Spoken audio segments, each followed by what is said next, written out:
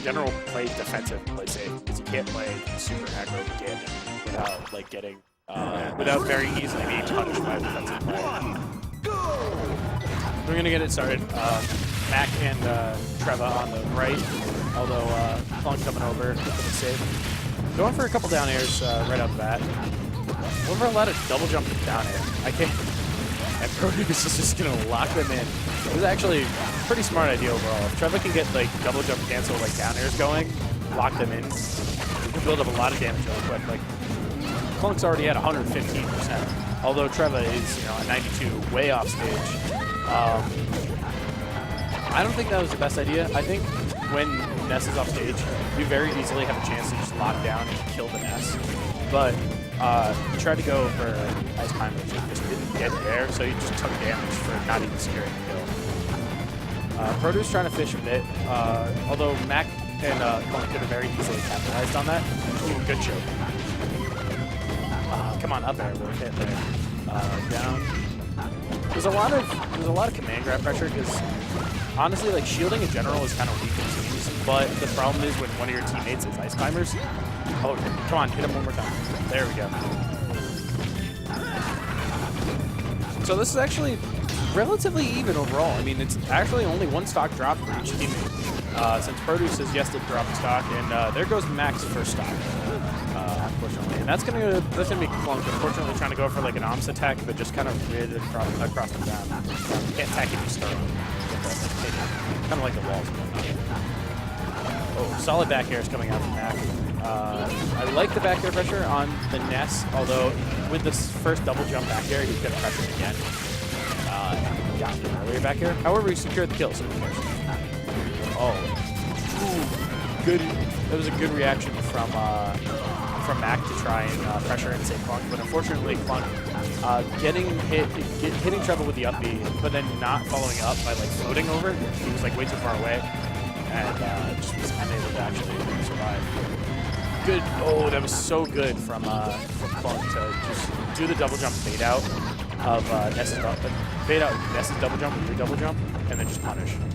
So one stock difference right now, although percent building up very quickly. Oh, gets hit with the side B again. Produce missing one of his very usual, like normal secured, like pass off, like forward air kills on the side. I guess he was a little worried about possibly getting grabbed by, in that case it would have been Clunk, and possibly a stock. Oh, good save from Mac. Keep the pressure off of Clunk. Clunk doing a really good job of holding on to this last stock, trying to keep it as long as possible, trying not to steal. That's going to take Treva. If they can clean up the stocks of Produce right now and put themselves in a 2v1 scenario, that's actually perfect. That is actually perfect. Because no matter what, Clunk can play very safe, and Mac can kind of just take control. Oh, up air. That was such clean up air. All right, back air. Oh, Tipman. Oh, he's actually safe. Oh, that was such good doubles edge guard play. Just because the Tipman up air was good, he just faded a little bit too underneath stage. However, because he was at such a low percent, the up B obviously is not going to stage spike kill him. So he can very easily just react and up B, and Clunk just on stage waiting very patiently to just punish a ledge, like an edge get up. But Treva probably should have gone for ledge in that scenario. I mean, 9 times out of 10 you want to go for ledge, especially in a 2v1 scenario. You don't really want to put yourself 80% versus double Ganondorf in a very precarious spot. So checking out the chat, I see one person. I see Koga saying that Envoy fucking sucks. I wouldn't say that. I mean, honestly, if Envoy was able to come around a little bit more and be able to actually show stuff and play against the PR playable more often, I'd say he probably had a very solid chance of making top 10 this last season. Although he probably still will. He's one of those cusp people. Him, King. No, Coney's on the PR. It's him, Cherry, especially Cherry. Always getting really close. Always performing pretty well at all events. Although I don't think I think Envoy's lowest placing recently has been 90. he doesn't really ever place outside the top 8 whenever he comes here. So definitely shows a lot more consistency in his overall placements. So Smashville is the counter pick. I definitely agree with the counter pick for Produce and Treva because the flatness, it's a very like FD style stage. Even though there is that one platform in the way, like, ooh, that was actually such a smart decision. Back air, up air. But the way the stage is going to work for them is it's basically going to be FD with that one flat floating platform, which in a lot of their combo games, they can either ignore the platform completely, or they can use the platform to their advantage and try and punish like errant techs and whatnot. Oh, Nana's going to be gone, except Produce, of course, doing really good to save his life. Treva should clean that up. Oh, I think he wanted to go for back air, but unfortunately got a turnaround forward air. Treva off the stage at 116. And finally Produce is going to die, and they're going to clean up Treva at the same time. So we got relatively even stocks. I mean, 80% is the difference, but like 80% doesn't mean much against Ganondorf. Because, you know, Ganondorf hits you like 4 times, you're already at 40%. They do that to each person, there you go, even percents. And already Treva in a precarious position. Unfortunately, Matt getting pushed off the edge by the neutral air from Treva, which caused him to get hit by,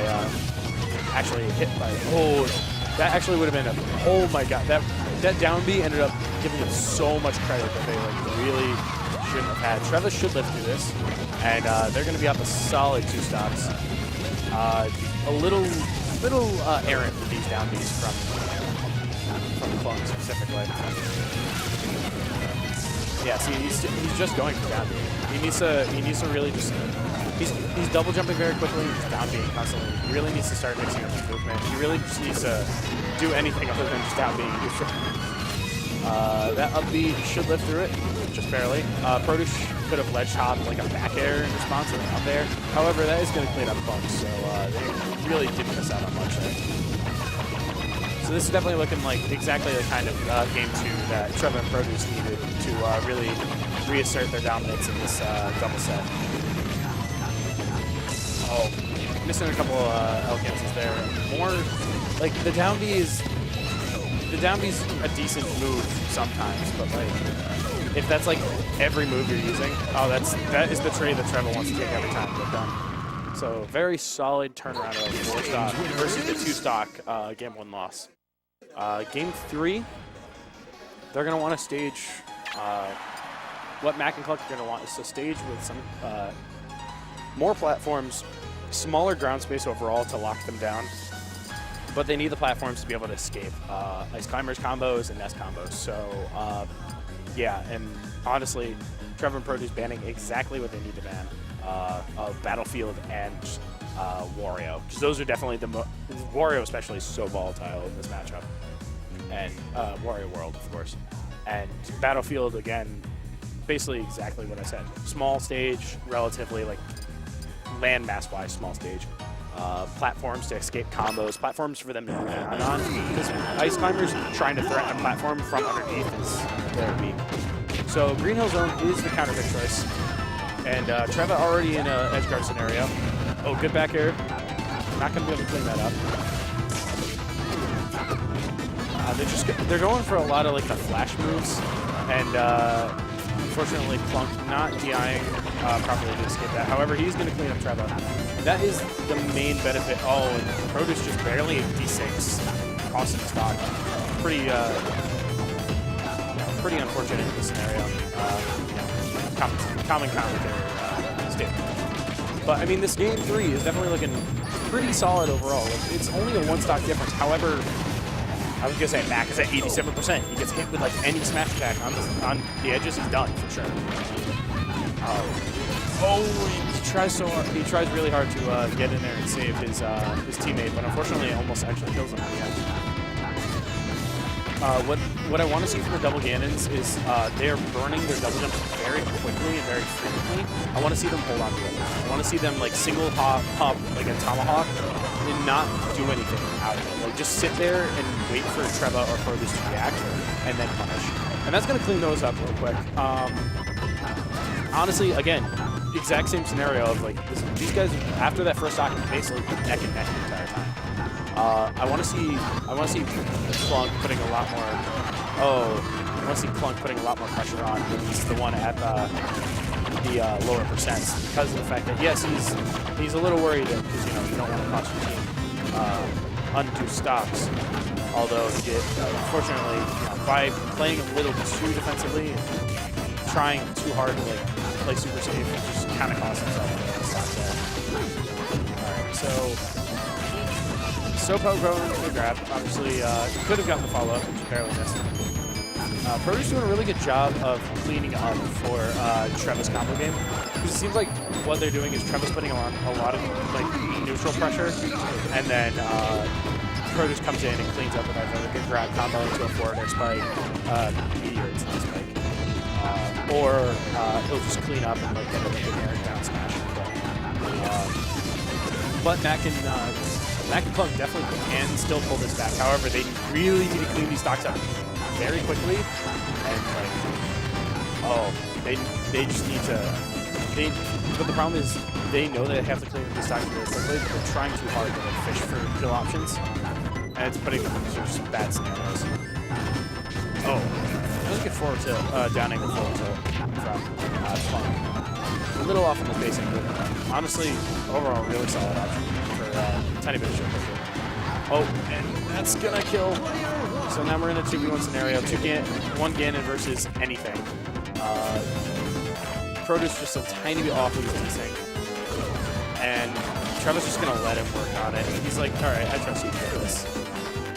And he could, but Produce seems like he's just like, there we go. He's just a tiny bit off on the D-Sings overall. But once he cleaned that out, you can really see the change in the overall momentum of the game. Once Produce really started securing those kills whenever he could, it really kept everything overall even, and definitely helped them secure that game 3. So yeah,